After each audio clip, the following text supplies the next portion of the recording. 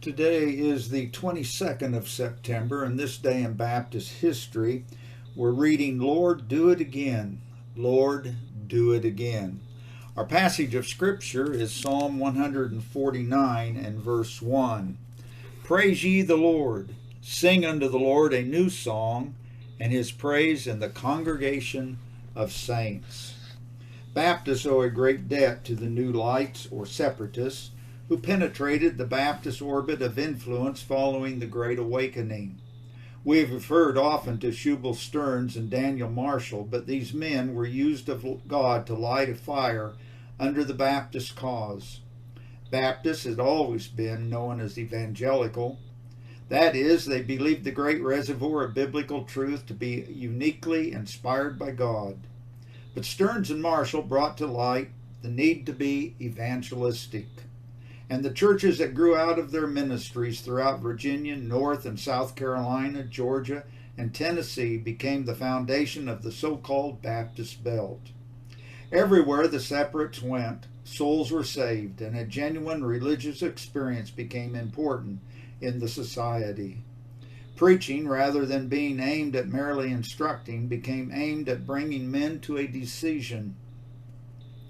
The truth was taken from the reservoir and piped out to the barren hearts in need. A case in point is the history of the Grassy Creek Baptist Church in Granville County, North Carolina. The church had been born through the efforts of Stearns and Marshall soon after those men had arrived in North Carolina from their trek from their New England homes in 1754. In their first year in North Carolina, the separates, particularly Daniel Marshall, had preached in the Grassy Creek area. Though the records are not precise, it is apparent that Stearns and Marshall constituted the Grassy Creek Baptist Church from converts in that area in 1757. Soon the church was flourishing with members from throughout the area, both North Carolina and Virginia. Though in a rural setting, Grassy Creek Baptist Church became the spiritual center of a radius extending 40 miles or more in almost every direction. It planted branches, that is, small groups for Bible study, that ultimately matured into organized churches throughout the region. Though many churches were spawned from the Grassy Creek Church, the continued efforts to evangelize kept the local base growing and strong. From the outset of the Grassy Creek Church, the congregation believed in lengthy evangelistic efforts, which became known as protracted meetings. An entry found in the church records mentions that, and I quote, a great meeting commenced on the 23rd of July, 1775, end of quote, the year before the Revolution, and resulted in the adding of 18 members to the church by baptism. The term great meeting designated the length of the effort. The baptismal waters of the adjacent creek were kept constantly stirred by the pastors as they immersed converts. The following insertion from the church records well portrays the tenor of the history of the Grassy Creek Church. I quote, during the year of 1847, the church experienced a very precious work of grace, and quite a number of valuable members were added to the church by baptism. During the years of 1850 and 51, revivals of religion of unusual power were enjoyed. On the fourth Sabbath in September 1850, that is September 22nd, Elder Devon, the pastor, baptized 50 happy converts in that old noble stream which flows near the house of God, from which it received its name, which has become hallowed by its sacred use, and in which perhaps 1,000 believing souls have, by his hands, been plunged beneath its yielding waves.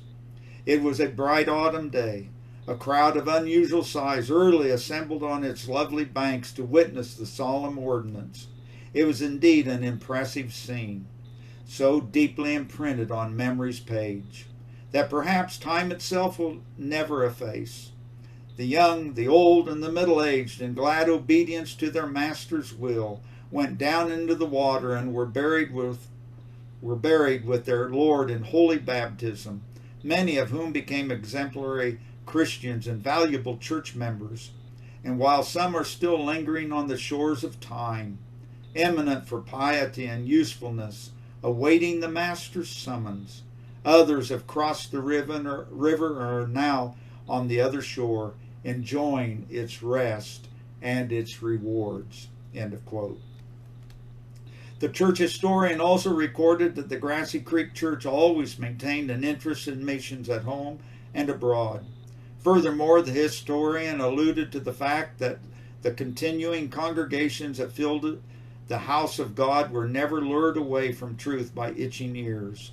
That love of variety and novelty that craves entertainment more than involvement.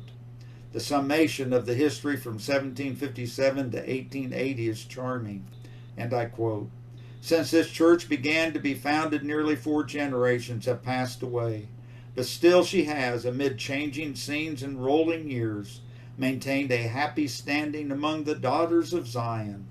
She has ever maintained a strict and wholesome discipline. Especially was this true in her early movements." End of quote. As I write, my heart cries out to see churches in this day, as another century has concluded, that are more than evangelical. Being true to the reservoir of truth is vital, but unless we are evangelistic, we shall fail to make an impact on this generation with the gospel. To God be the glory.